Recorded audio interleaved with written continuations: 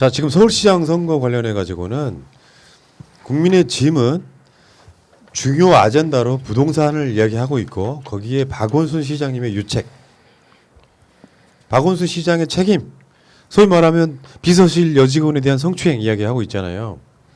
관련해서 국가인권위원회 조사와 관련한 의견서라는 것을 전 비서실장 두 사람이 전달을 합니다.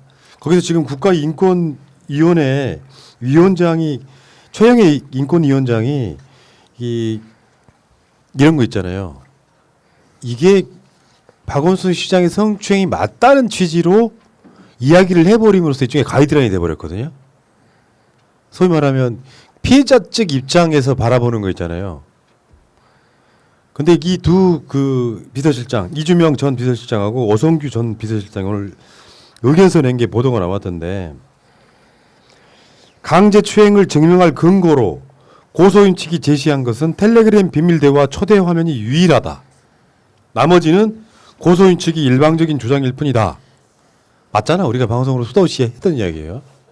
근데 이것을 지금 국민의 짐에서는 박원순 시장의 성추행으로 인해서 생긴 사건이고, 그래서 시장님이 돌아가셨고, 요거를 보궐선거 때 수도 없이 많이 주장을 할 거예요. 이슈 파이팅을 하려고 할 거라고.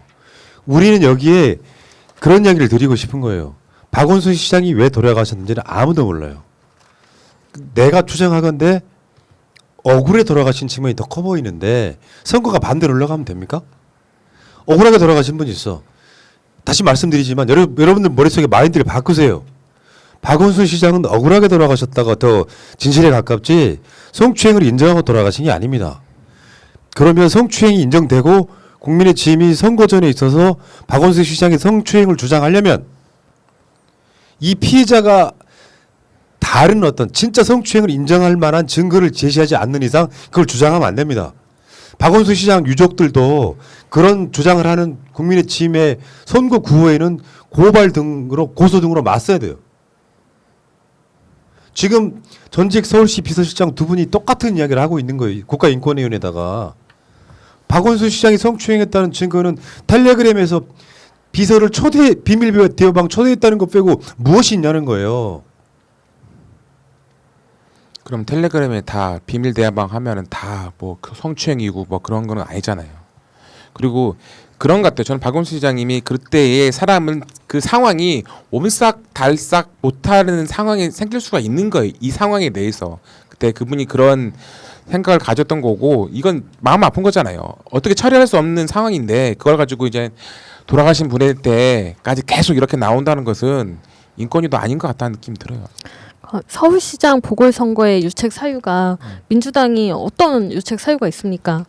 우리는 그냥 서울시장의 부재 정도, 그 정도가 유책 사유라면 유책 사유일 텐데, 지금 피해자라고 주장하는 측에서 아무런 증거도 다시 내놓지 않고 이제는 아예 입을 닫았어요. 더 이상 어떤 주장도 하지 않고, 뭐 사람들이 비판하는 내용에 대해서도 아무런 대응도 하지 않고, 그리고 국가인권위원회도 인권 침해나 이런 것들에 대해서 제대로 조사를 해야 되는데, 국가인권위원장이 개인적인 의견을 언론을 통해서 이야기하면 매우 부적절하고요. 그다음에 누구의 인권이 지금 침해당했는지 거기에 대해서도 다시 한번 생각을 해봐야죠.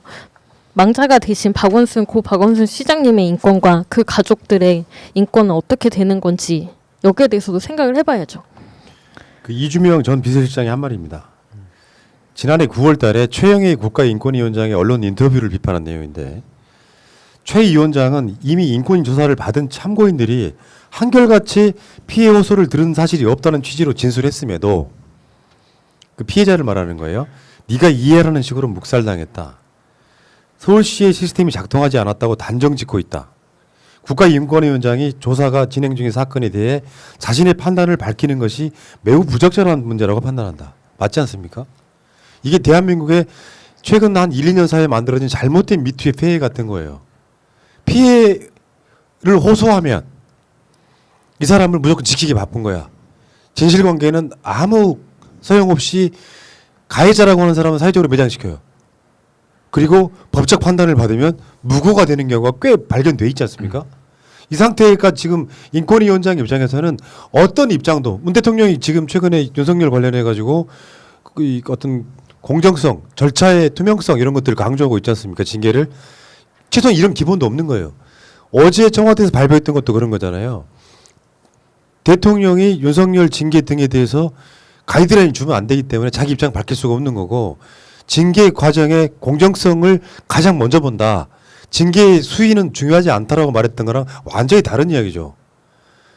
이분이 예를 들어서 박원순 시장으로 하여금 어마어마한 성추행을 당해가지고 중간중간에 뭐 극단적인 선택을 하려고 했다라든지 아니면은 뭐 말하자면 정황 증거로서 극단적 선택을 해서 병원에 실려간 기록이라든지 이런 게 아니라 나오는 증거물이라고 하는 것들은 주로 피해를 호소했던 바로 그 비서가 오히려 뭐 박원순 시장이 어깨에 손을 얹는다거나 굉장히 적극적으로 박원순 시장에 대해서 호감을 표했던 것들이 되게 많아요. 피해자는 그러지 않는다고. 하다못해 비서 이수인계 하면서도 박원순 시장 비서에 대한 자부심이 쩔어 있는 사적 문서를 만들었고 전달하는 사람이 어느 날 갑자기 박원순 시장으로부터 수년간 4년간씩이나 피해를 당해왔다고 주장하는데 그 증거물이 단 한 가지도 없다. 그러면 지금 국가인권위원회라든지 민주당 차원에서도요. 서울시장 선거 진짜 이기고 싶으면 공식적으로 이제 문제 제기해야죠. 피해자 측은 성추행을 당했다는 증거를 객관적 증거를 제시하라고 이야기를 해야 선거 전이 저쪽에서는 지금 박원순 시장이 성추행해가지고 돌아가셔가지고 저쪽은 그렇게 표현하겠지. 박원순 시장 그래서 사망해가지고 선거가 치러졌기 때문에 국민의힘한테 시장을 달라고 이야기를 하겠지만 여기서 반박 놀이를 만들지 못하면 선거는 어려워지는 거예요. 왜 못 들은 척하고 그냥 넘어가려고 하냐고. 공세적으로 나가야지. 근데 원래 이제 국가인권위원회 인권위원이라는 데는 좀 그런 말이 있어요. 국가인권위원회는 여기가 사법기관 아니잖아요. 그러다 보니까 그 증거 관련해서 뭐 객관적으로 뭔가 판단하는 그런 기관이 아니라 그냥 호소인이 있으면 그 호소인의 말을 들어주는 기관이에요. 사실은 알고 보면 예를 들어서 조주빈이 제가 이런 범죄를 저질렀는데 언론에서 이렇게 떠들어서 내가 인권을 침해당했어요라고 신고하면요. 국가인권위에서 그거 받아줄 겁니다. 왜냐하면 조주빈이 잘못한 건 잘못한 건데 언론에서 많이 떠들어서 너가 참 기분이 나빴겠다 이렇게 판단할 수도 있는 기관이긴 해요. 그런 기관이기 때문에 국가인권위원회 저는 이 위원장의 답변보다는 이 사람을 인터뷰를 한 게 저는 더 좀 괘씸하게 느껴져요. 왜냐하면 국가인권위원장을 인터뷰할 때 기자들은 그 사람이 무슨 답을 할지 뻔히 알았을 거라고 보여요. 그냥 불리한 답변을 할 수밖에 없는 자리에 있는 사람한테 답을 그냥 얻어간 거예요. 그런 부분이 좀 있어서 그러니까 그렇다 저 최영애 위원장이 잘했다는 뜻은 아닙니다. 기자가 더 나쁘다는 뜻이지. 제가 말하고 쉽게 예를 들어드릴게요. 혹시 방송을 보시는 분들한테 예를 그냥 들어볼게요. 기분 나빠하지 마요. 우리 둘 관계가 있어. 볼메 임지하고 저하고의 관계. 근데 볼메 임지한테 내가 계속 전화를 해. 그래가지고 저녁에 술 마시러 만나자 이런 짓들을 해. 제가 싸게 해드릴게요. 아니 잠깐만 들어봐. 그랬다고 볼메 임지가 주장을 해. 근데 그러면 이런 게 있어야 되잖아. 새벽에 내가 전화 통화를 한 통화 기록이 있을 거 아니야. 왜 방송 PD가 출연료를 밤에 새벽 한 2시에 전화를 왜 하냐고. 그런 것들이 증거가 될 수 있는 거거든. 근데 텔레그램 비밀 대화방 초대라고 하는 건 나도 가끔씩 했던 짓이에요. 왜냐? 예를 들면 텔레그램을 거의 최초로 쓰기 시작한 부류가 우리예요. 우리 박근혜 때. 그때 어떻게 사찰당할지를 몰라. 그래서 비밀 대화방 등을 수시로 만드는 게 일이었어요.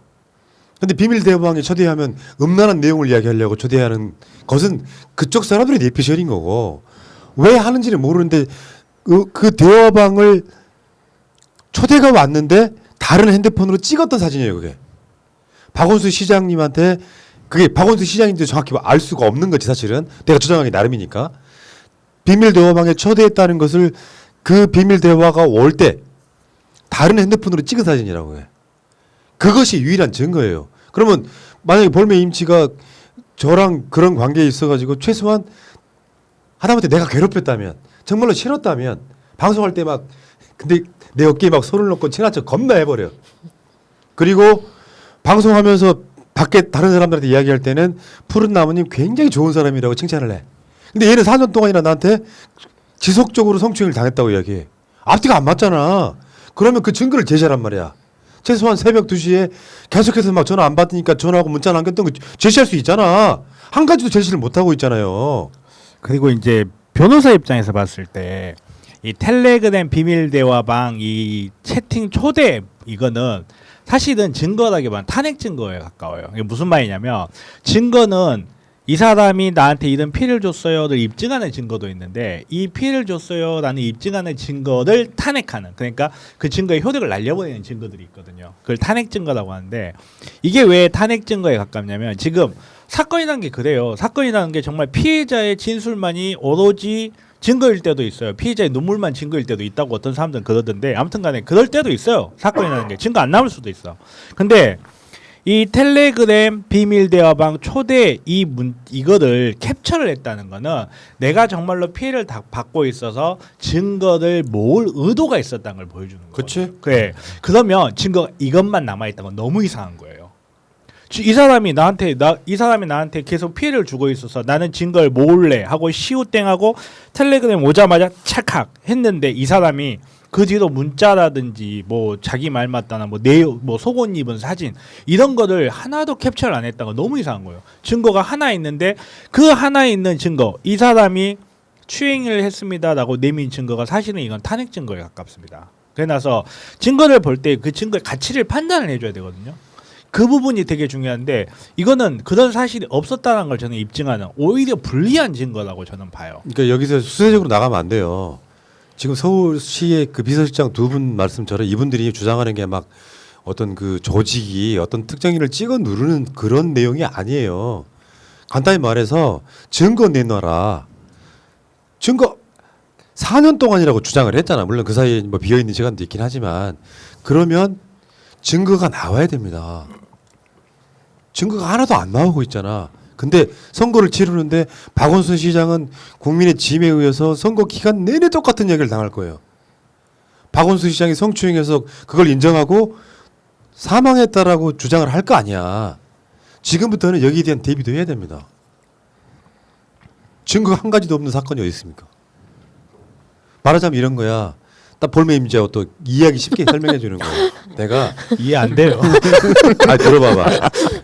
이 사람이 나를 고소할 생각을 갖고 있으면은 저한테 연락을 하세요. 어떤 걸 증거로 이야기할 수 있냐면 정변이 이 음료를 사왔어요.